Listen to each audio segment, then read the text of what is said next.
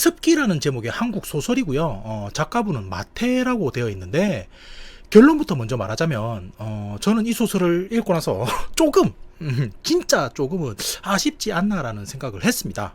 왜냐면 결말부에서 이어지는 상황이라든지 작중 등장하는 일부 요소가 받아들이기에 따라선 불쾌할 수도 있다고 여겼기 때문인데 이마저도 작가님의 의도이지 않나 싶고요. 제목마냥 음습한 분위기가 장면 곳곳에서 묻어나는 것이 인상 깊었기 때문에 혹시나 평소 이 책에 관심이 있었던 분들에게는 도움이 되지 않을까도 싶습니다. 자, 그럼 본격적인 이야기로 들어가 볼 텐데, 주인공은 미연이라는 이름의 워킹맘이고요. 그녀는 초등학교 2학년인 지호라는 아들이 있고 남편 정우는 작은 언론사에서 기자로 근무하고 있다고 설명이 나옵니다. 그리고 책의 첫 페이지에는 우리 가족에게 기적이 일어났다라고 묘사가 되어 있는데 그 기적이 뭐냐면 신도시에 드림힐이라는 아파트가 있는데 그곳에 신청한 청약에 당첨이 된 거였고요. 잔금을 치르기 위해 마이너스 통장을 만들고 친정에도 손을 벌리긴 했지만 주인공 미연은 우리에게도 이런 행운이 찾아온다며 과거 우리 가족에게 아픔이 있었지만 이사간 곳에선 모든 게 좋아질 거라고 생각을 하게 됩니다. 그리고 이야기는 드림힐이라는 신축 아파트로 이사를 온 장면으로 이어지는데 미연은 서울에 살던 때보다 직장이 1시간가량 멀어졌긴 하지만 아들이 다닐 초등학교가 아파트 단지 근처에 위치해 있어서 그나마 다행이다 라고 생각하게 되고요. 남편 정우도 출퇴근이 자유로운 기자였기 때문에 자신의 공백을 어느 정도 채워줄 수 있겠다고도 여기게 됩니다. 그러니까 미연에게 있어서 신도시 아파트라는 존재는 자신의 출퇴근 시간 따위 신경 쓰이지도 않을 정도로 만족스러웠다 이런 건데 여기서 장면은 또 다른 등장인물들의 상황으로 넘어가게 되고요. 혜미라는 여성이 이번 제사도 실패라며 왜 상제님은 내 소원을 들어주지 않는 거지라며 고통스러워하는 모습을 보여주고 있습니다. 그러자 그녀의 어머니인 진숙이 빗자루로 혜미의 등을 내리치며 그건 믿음이 부족해서 그래 라며 호통을 치는데 혜미의 머리가 피투성이가 될 때까지 매질을 가하던 진숙은 어서 빨리 새로운 재물을 다시 구해오라며 재촉하게 되고 다시 상황은 주인공이 이사를 마친 시점으로 넘어오게 됩니다. 그리고 미연의 가족들이 첫날부터 만나게 되는 사람들의 모습은 뭔가 예사롭지 않은 듯 그려지고 있는데 첫 번째로 마주치는 건 이 아파트의 경비원이었고요. 아이들이 뛰어노는 놀이터 맞은편에 녹슨 도끼며 어울리지 않는 도구들이 늘어서 있어 뭔가 싶어 들여다보니 머리는 뭉텅뭉텅 빠져서 밀어 보인 듯 보이고 한쪽 눈은 의안해 한쪽 팔 또한 사고로 잘린 듯 보이는 험상궂은 외모의 남성이 있었다고 묘사가 되는데 미연은 경비원이 그럴 수도 있지라고 생각은 했지만 깨름직한 기분만은 어쩔 수가 없었다고 표현을 하고요. 다음은 식사를 하러 아파트 단지 근처 쇼핑몰에 방문했다 돌아오면서 마주치게 되는 인물인데 운전 중인 차 앞으로 깡마른 외모의 산발을 한 중년 여인이 갑자기 뛰어들었다고 설명을 하고요. 사시가 있는 눈으로 차 안을 들여다보더니 뒷좌석에 있는 지호를 보곤 미친 여자처럼 웃어댔다고 표현을 합니다. 그래서 이후 미연은 지역 맘카페 어플을 통해 이날 마주친 그 여자가 누구인지 알아보게 되는데 드림힐 근처에서 종종 이상한 여자가 나타난다는 이야기를 듣게 되고요. 미연은 새로운 보금자리가 꿈과도 같을 거라 생각했지만 현실에선 그렇지만도 않을 수 있다는 걸 조금씩 느끼게 됩니다. 그리고 다시 상황은 알 수 없는 사람들이 모여있는 장소로 바뀌는데 묘사하는 걸 봐선 만세교라는 종교 집단의 신도들이지 않나 싶고요. 교구장인 진숙이 행복을 실천하라 라고 말을 하자 그곳에 모인 10여 명의 사람들은 갑자기 입고 있던 옷을 벗어 던진 후 집단으로 서로의 신체를 어루만지기 시작했다고 소설에서는 설명을 합니다.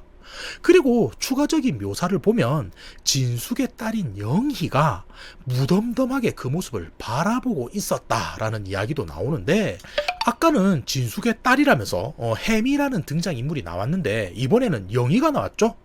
그러니 이 부분 체크해 둬야 하지 않나 싶은 거고요. 다시 미연의 상황으로 돌아오면 시간이 지날수록 점점 지쳐가고 있다는 걸 알 수가 있는데, 출퇴근 시간이 1시간이나 늘어난 게 생각보다 사회생활을 함에 있어서 영향을 많이 끼친다는 걸 미연은 뒤늦게서야 깨닫게 되고요.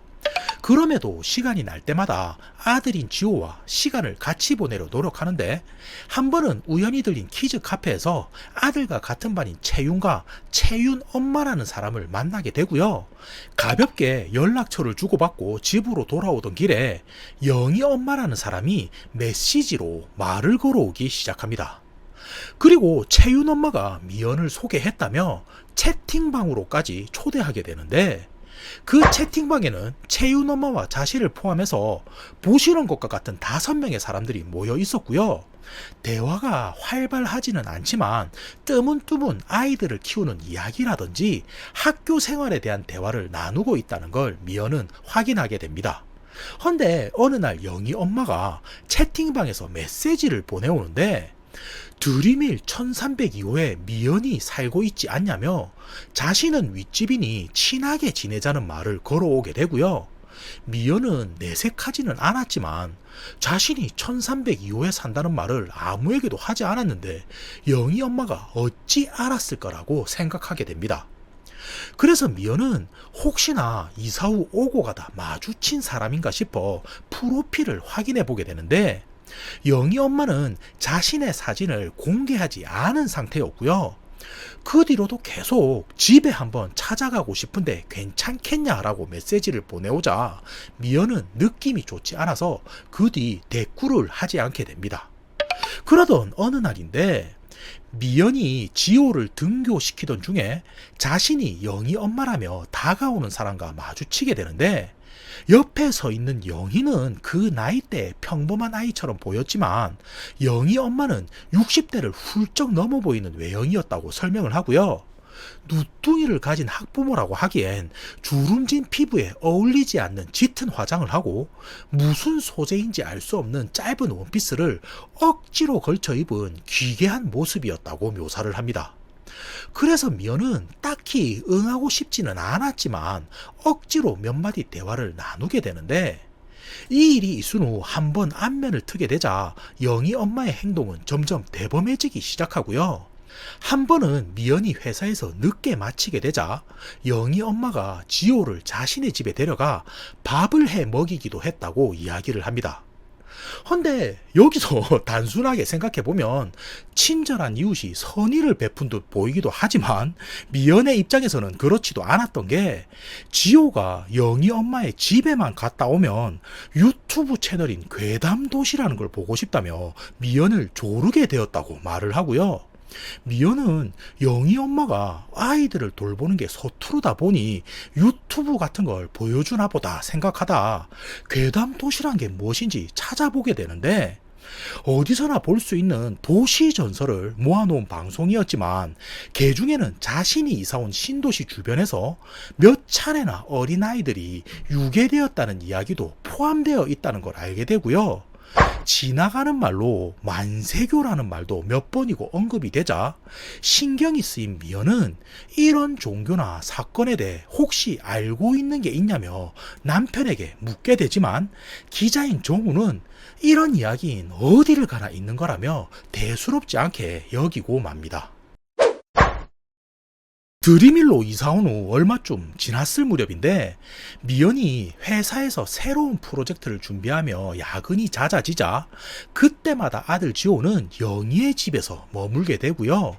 어느덧 지호는 별다른 일이 없을 때도 영희와 함께 있겠다며 둘도 없는 친구가 된 모습을 보여주게 됩니다. 그러던 중 어느 주말인데 영희와 영희 엄마가 무턱대고 집으로 찾아오게 되고요. 미연은 갑작스런 방문에 당황하긴 했지만 평소 자신의 아들이 신세를 많이 지고 있는 걸 알고 있었기 때문에 거부할 수만은 없어 그들을 받아들이게 됩니다. 헌데 이때 영희 엄마는 거실에 들어서며 뜬금없이 지호 엄마 둘째가 뱃속에서 죽었다며 라는 말을 툭 하고 내뱉게 되고요.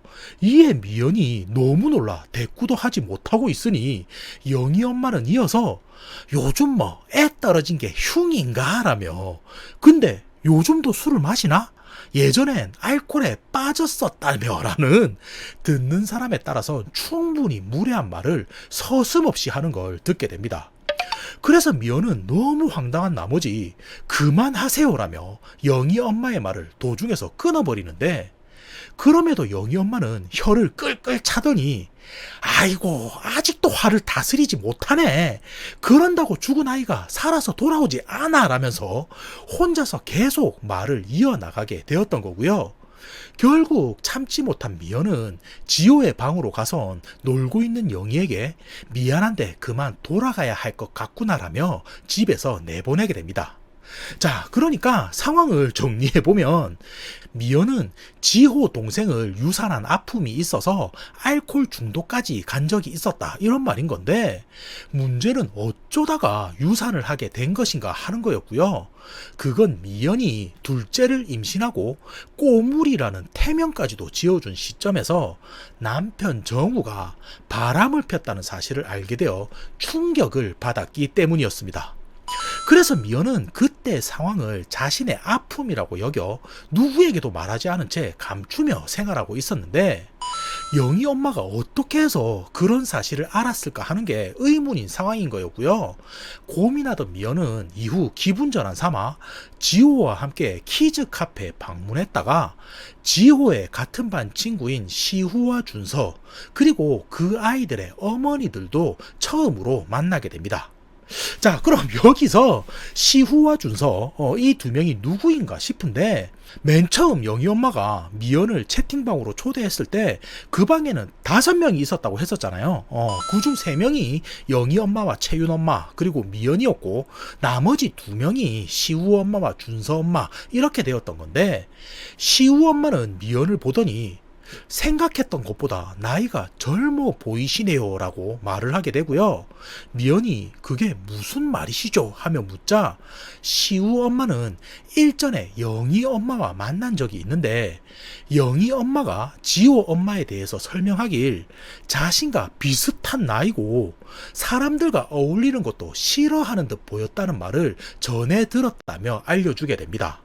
그러니까 쉽게 말하자면 영희 엄마가 자신에게는 온갖 걱정을 다하는 듯 다가왔지만 뒤에선 사람들과 친해지지 못하게 거리를 두었다는 말인 거고요. 평소 다른 어머니들 또한 영희 엄마의 행색이 워낙에 이상하다 보니 미연 또한 영희 엄마와 같은 부류로 보고 피해왔다는 사실을 알게 됩니다. 그래서 미연은 애써 웃음 지으며 아니 그런 오해가 있었다면 채팅방에서 저에게 물어봐도 되었을 텐데요 라고 말을 하게 되는데 시우 엄마와 준서 엄마는 그 말에 의아한 표정을 짓더니 저희가 들어가 있는 채팅방이 있다고요 라며 오히려 놀라워하는 모습을 보여주게 됩니다. 자, 그러니까 애초에 영희 엄마가 미연을 초대했을 때 그 방에 들어가 있던 시우 엄마와 준서 엄마는 가짜라는 말이 되는 거고요. 이런 사실을 알게 되자 미연의 머릿속은 온통 의문만이 가득 차게 되고 회사에다가는 연차를 쓴 뒤 생각을 정리하는 시간을 가지게 됩니다. 헌데 이날 미연은 아들 지호와 하루를 같이 보내며 또 한 번 놀라게 되고 마는데 지호의 방에서 이상한 소리가 들려와 들어가 보니 팔천상제 홍일신이라는 알 수 없는 주문을 외우기도 하고요. 간만에 뜨거운 음식을 직접 만들어 줬더니 지호는 수저를 사용하지 않고 손으로 음식을 들고 먹는 모습을 보여주기도 합니다. 그래서 미연은 깜짝 놀라 왜 그러는 거냐 묻게 되는데 그동안 영희의 집에서 배운 거라며 이래야지 복이 온다는 말을 지호는 전하게 되고요. 미연은 그동안 자신의 아들이 영희의 집을 오가면서 무언가 잘못되었다는 걸 느끼게 됩니다. 그래서 아까 아들이 주문처럼 외운 팔천상제 홍일신이라는 게 무엇인지 인터넷으로 찾아보게 되는데 이때 검색창에 만세교라는 단어가 또 한 번 나온다는 것을 확인하게 되고요. 놀란 마음의 미연은 다시금 기자인 남편에게 연락해서 일전에 언급한 만세교와 사건에 대해서 아는 것이 얼마나 되냐며 묻게 되고요. 남편 정우는 그런 걸 왜 물어보냐며 의아해 하더니 신도시가 들어서기 전에 철고촌에 살던 아동들이 유괴당해 죽었다는 소문이 있긴 했지만 출처가 없어서 떠도는 이야기와 다를 바가 없다는 말을 하게 되고요. 이후 죽어서 발견된 아동 역시도 따로 조사를 해보니 유괴가 아니고 사고사였기 때문에 만세교와는 상관이 없고 그냥 시간이 지나면서 허황된 이야기가 덧붙여진 거라는 말만 전해주게 됩니다. 그래서 미연은 일단은 안심을 하면서도 지호가 팔천상제 홍일신이라는 알 수 없는 말도 중얼거렸는데 이건 어찌 된 걸까 하며 물어보게 되고요. 이때도 정우는 대수롭지 않다는 듯 유튜버인지 뭔지 하는 괴담 도시에서 봤겠지라고 말을 하게 되고 그제서야 미연은 내가 너무 심각하게 받아들인 건가 하며 마음을 진정시킨 뒤 전화를 종료하게 됩니다. 그리고 상황은 다시 만세교 신도인 진숙의 집으로 넘어오게 되는데 이번에는 다경이라는 여성이 등장하게 되고요. 처음 보는 남성 신도에게 자신은 혜미의 친구라며 소개를 하더니 혜미는 과거 아이를 잃은 경험이 있는데 그 일 때문에 정신이 나간 것 같다는 말을 전해주게 되고요. 듣고 있던 남성 신도가 자신도 그런 경험이 있다고 말을 하자 다경은 그를 위로하듯 껴안은 다음 우리 행복을 실천할까요? 라고 말을 하게 됩니다. 자, 행복의 실천이 뭔지는 아시겠죠? 다시 미연의 상황인데 그 뒤로도 영희 엄마는 계속 아무 일도 없었다는 듯 다음에 만나면 차나 한잔 하자며 메시지를 보내오지만 미연은 대꾸를 하지 않게 되고요. 자신이 회사 때문에 늦어질 경우엔 남편 정우가 대신 지호를 케어하기로 두 사람은 합의를 보게 됩니다. 그렇게 해서 미연의 생활은 다시금 안정을 되찾아 가는 건가 싶은데 하루는 미연이 회사를 빨리 마쳐 아들 지호와 함께 마트를 가게 되고요. 돌아오던 중 일전에 보았던 정신 나간 여자를 다시 한번 마주치게 됩니다. 그래서 미연은 황급히 지호를 감싸며 보호를 하는데 오히려 지호는 아무렇지 않은 얼굴로 혜미 아줌마는 처음엔 무서웠지만 지금은 괜찮아 라고 말을 하게 되고요. 이 말에 미연이 놀라 네가 저 여자를 어찌 알아? 하고 물어보니 지호는 주변을 두리번거리며 상제님과 관련된 이야기는 밖에선 하지 말랬어 라고 대꾸를 하게 됩니다. 그리고 이 말을 들은 미연은 머리가 아찔해지는 걸 느끼게 되는데 그동안 영희 엄마가 자신의 아들에게 어떤 짓을 했을지 생각하니 끔찍하기만 했기 때문이었고요. 곧장 지호를 집으로 데리고 가선 지금껏 무슨 일이 있었던 거냐며 엄마에게 털어놔 보라고 말을 하게 됩니다. 그리고 듣게 되는 이야기는 예상을 벗어나지가 않았는데 영희 엄마는 알던 바와 같이 만세교의 신도였고요.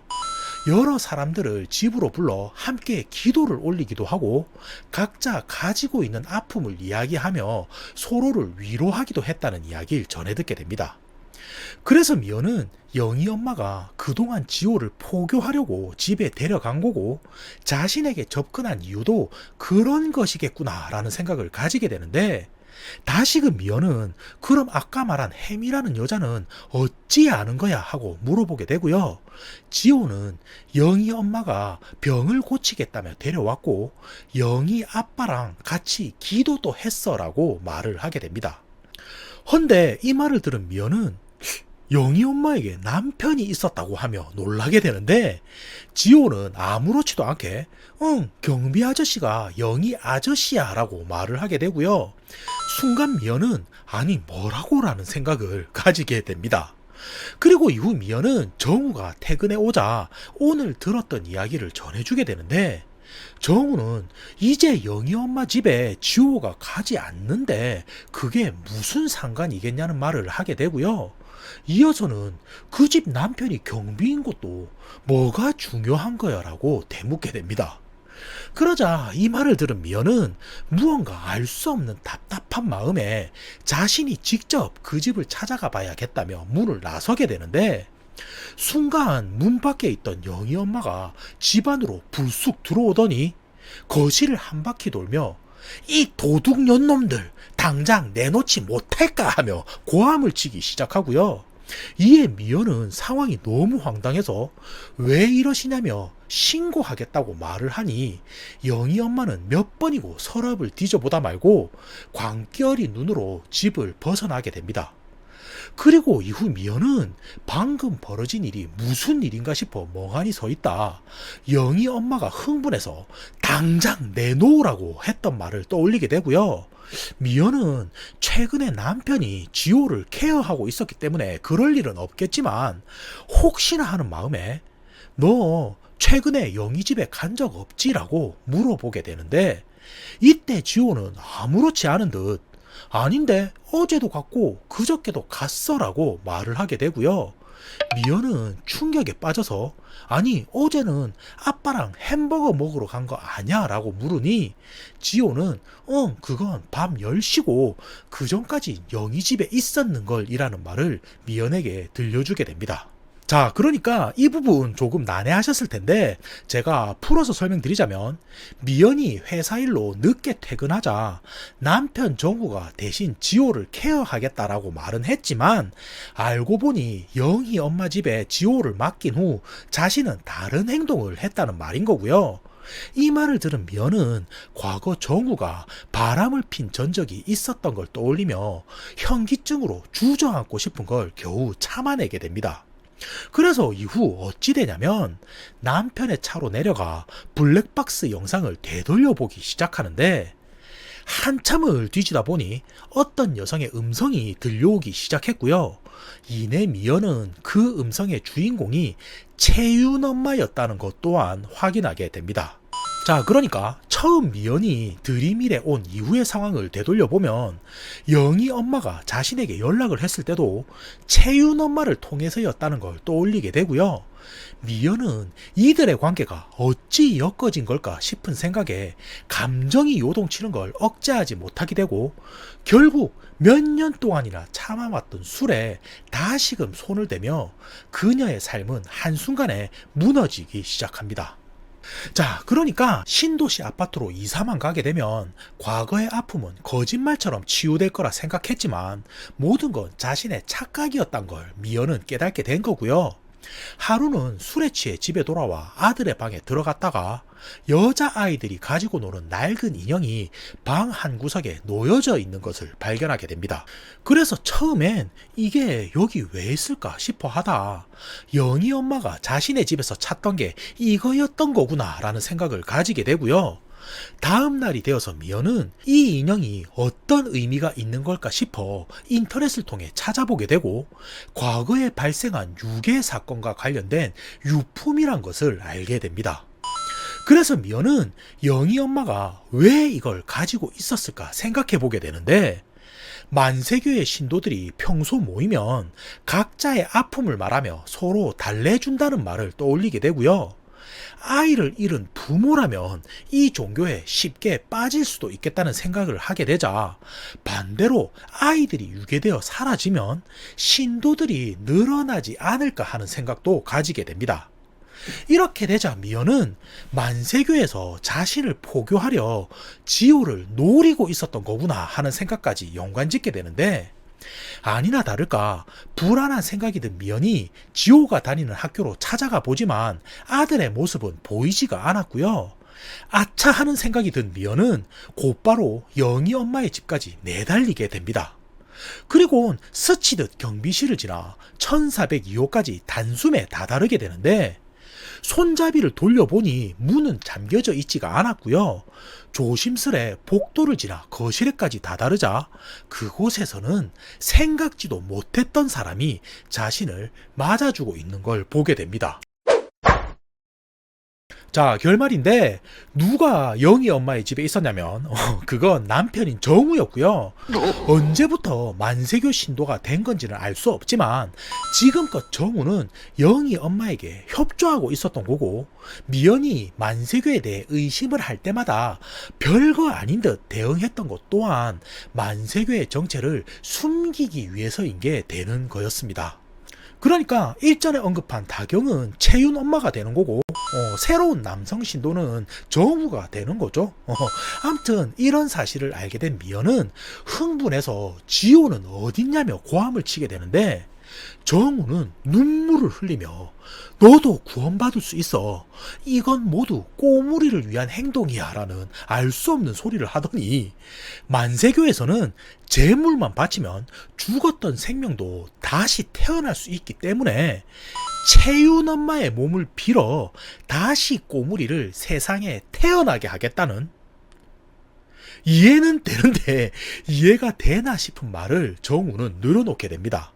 그러니까 쉽게 말하자면 다른 여자를 임신시켜서 애를 놓으면 다시 태어나는 게 꼬물이라는 말인 건데, 미연이 볼 때는 그냥 미친 소리였지만 그럼에도 정우는 간절하게 이건 믿음이 중요하다며 곧 있으면 제사가 끝나니 그때까지만 자신을 믿어달라 말을 하게 되고요. 미연은 헛소리 그만하고 지호부터 먼저 자신에게 돌려달라며 정우 뒤쪽에 있는 방 안으로 뛰어서 들어가게 됩니다. 헌데 예상과 달리 그곳에는 지호의 모습이 보이지가 않았는데, 미연은 이게 어찌 된 걸까 하다가 정우가 지금 시간을 끌고 있다는 걸 깨닫게 되고요. 여기서 말하는 제사라는 게 우리 집에서 벌어지고 있구나 라고 느낀 미연은 급히 집 밖으로 되돌아 나가려 돌아서게 됩니다.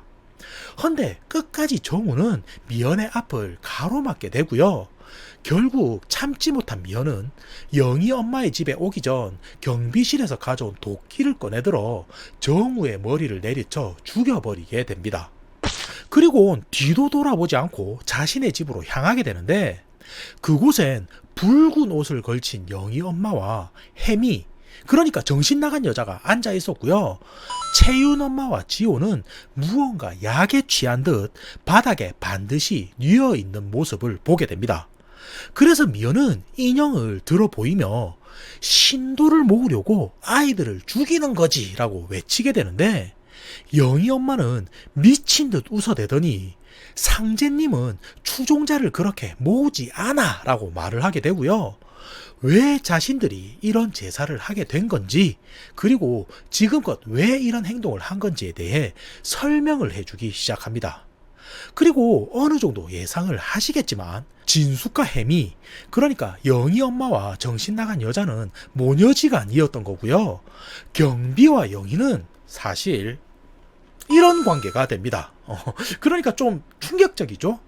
아무튼 혜미는 경비인 남편과의 사이에서 원래 소정이라는 딸을 가지고 있었는데, 사고가 발생해 죽게 되자 정신 또한 나가버리게 된 거였고요. 이후 만세교를 믿고 있던 영희 엄마는 종교의 힘으로 죽은 소정을 되돌릴 수 있다 여기게 되고, 그동안 아이들을 납치해 제물로 삼아오고 있었던 게 되는 겁니다.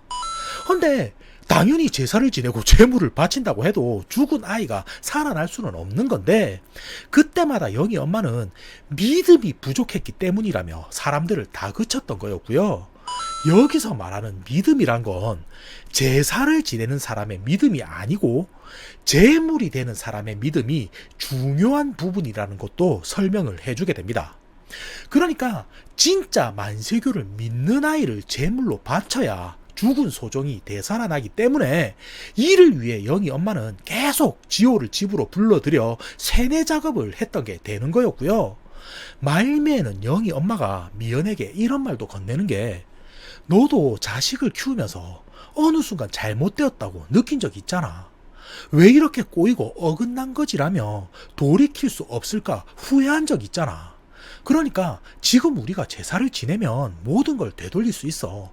그러니 넌 그냥 믿으면 돼 라고 말을 하게 되는데, 미연은 그런 말을 하는 영희 엄마의 눈동자가 텅 비어 있는 걸 보게 되자 순간적으로 지호를 감싸 안은 뒤 집을 뛰쳐나오게 되는 거고요. 경비가 미연을 막아서려 도끼를 들고 뒤를 쫓지만 갑자기 정신이 돌아온 혜미가 그러지 말라며 남편 앞을 막아서게 됩니다.